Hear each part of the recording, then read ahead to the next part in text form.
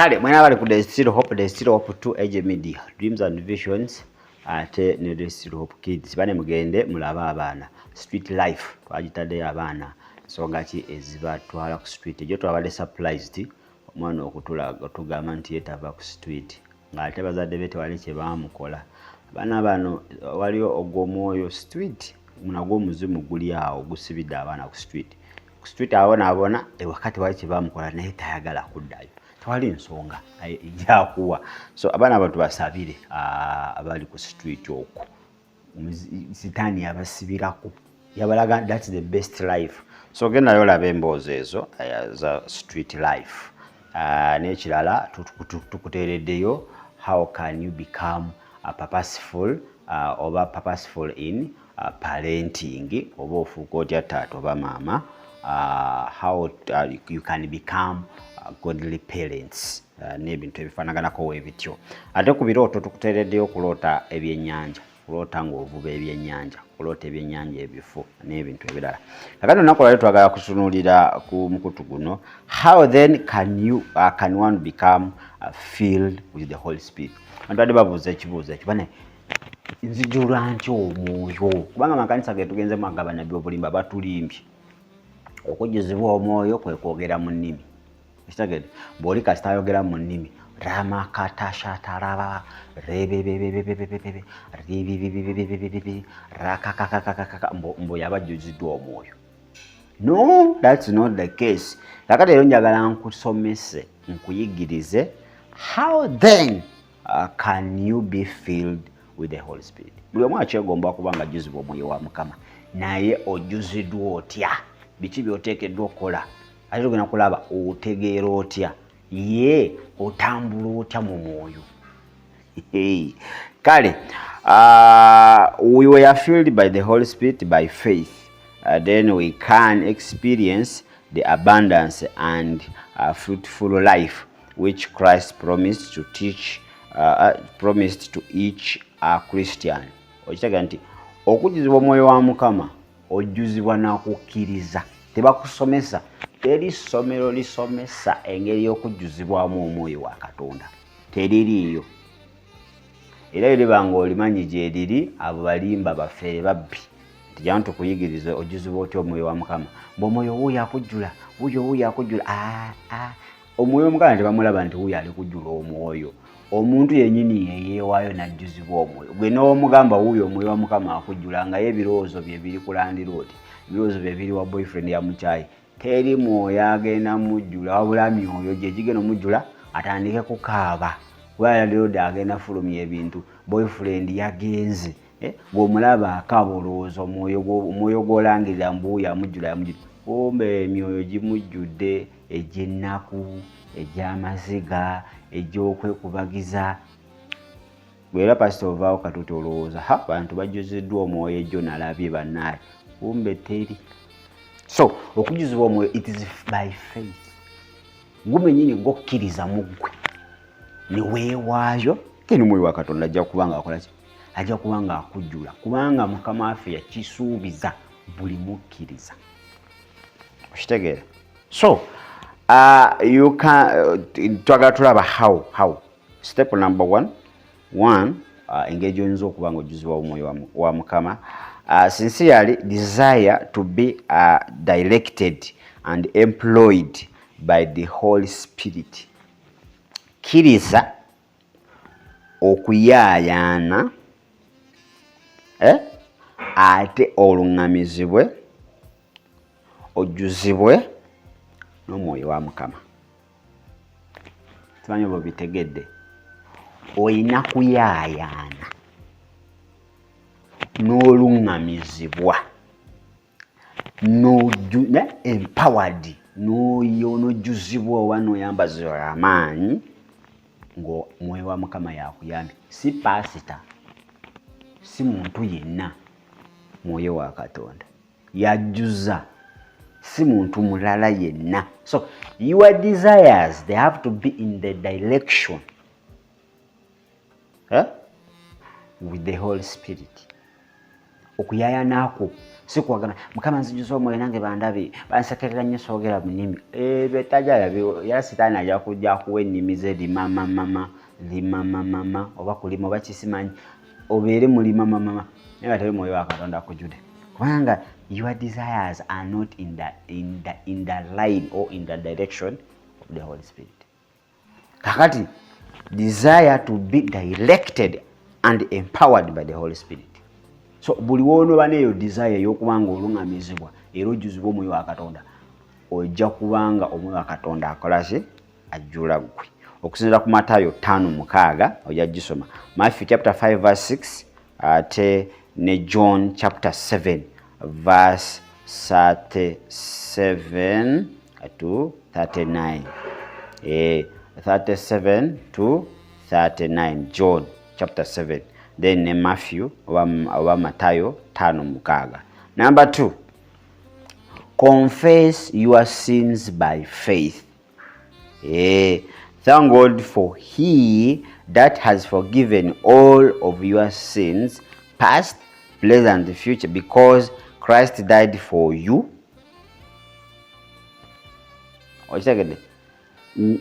Yatule ebibi byo. Confess your sins by faith. Yatule ebibi byo mu kukkiriza.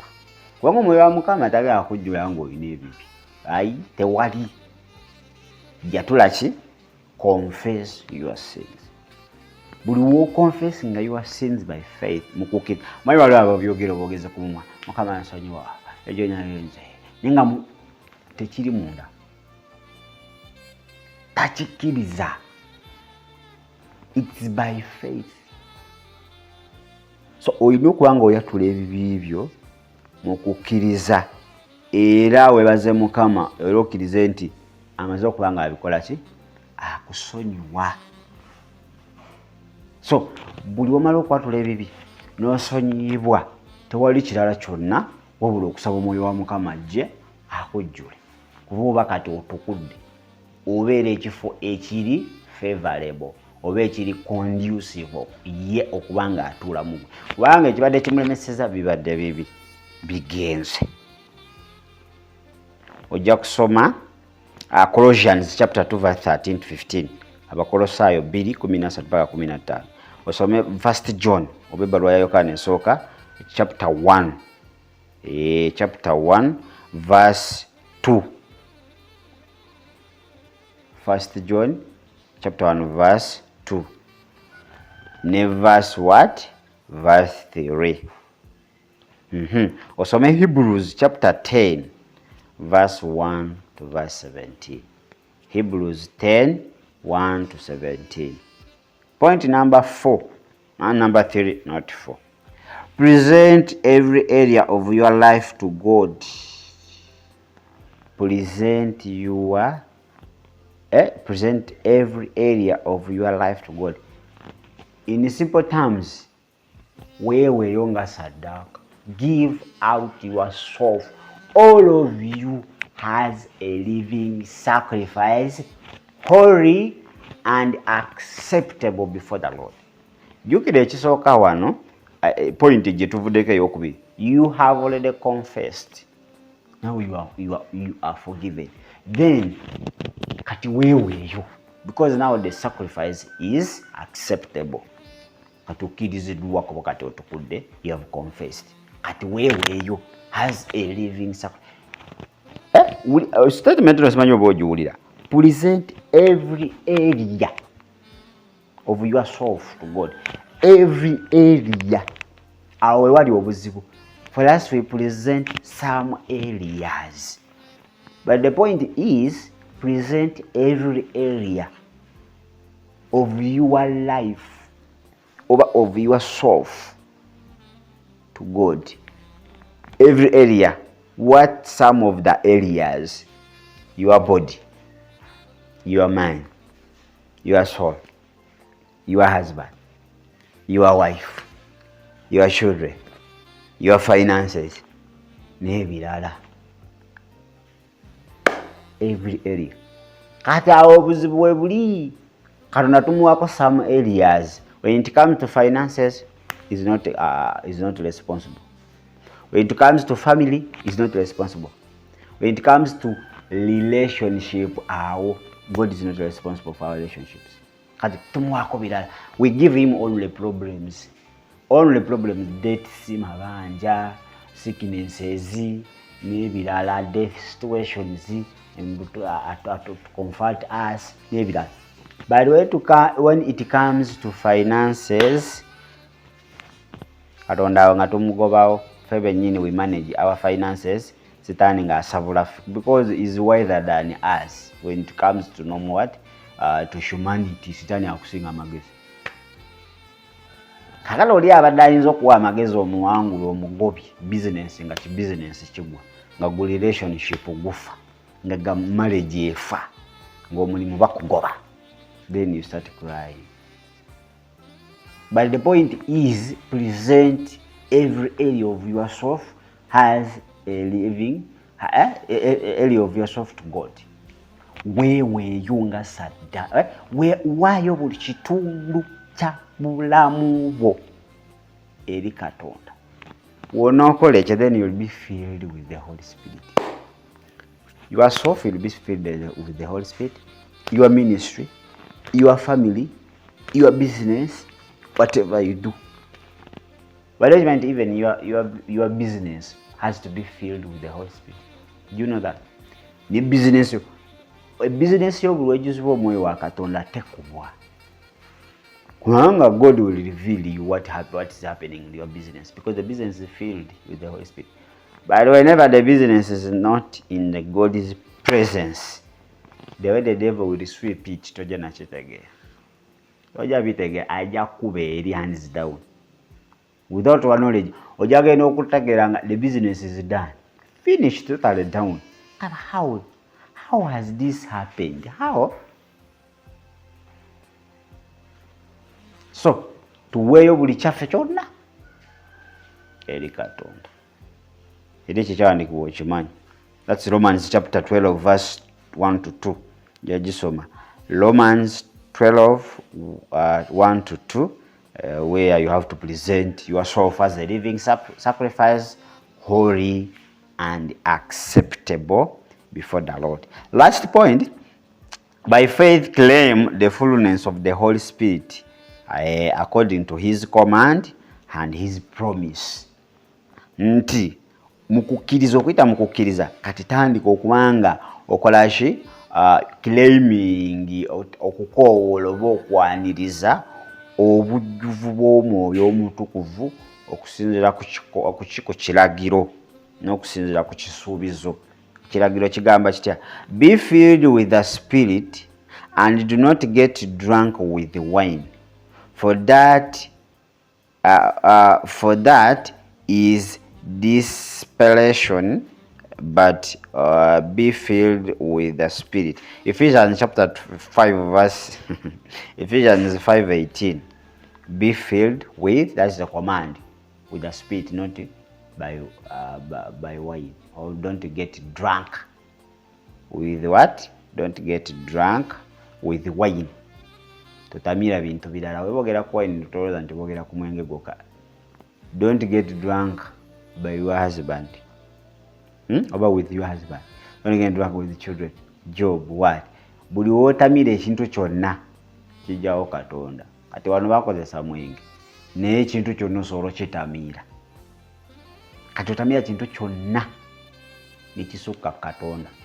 Katonda gwoba otamira. Ekyokubiri, according to his promise yatusuubiza atya, he will always answer when we pray according to his will. This is the confidence which we have before him, that if we ask anything according to his will, he hears us.